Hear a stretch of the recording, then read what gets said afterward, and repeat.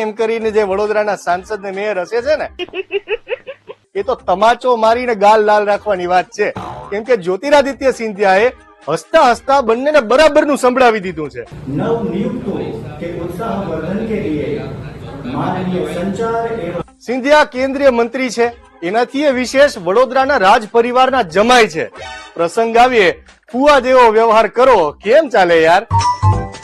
मैं जिंदगी गुजरात में खपाई, लेकिन दीपावली के 2 दिन के बाद अगर मुझे इससे आधे लोग भी इकट्ठे करने हो तो मैं नहीं कर सकता.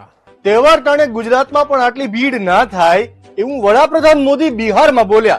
પણ ભીડ પાછળની મહેનત તો જુઓ બોસ.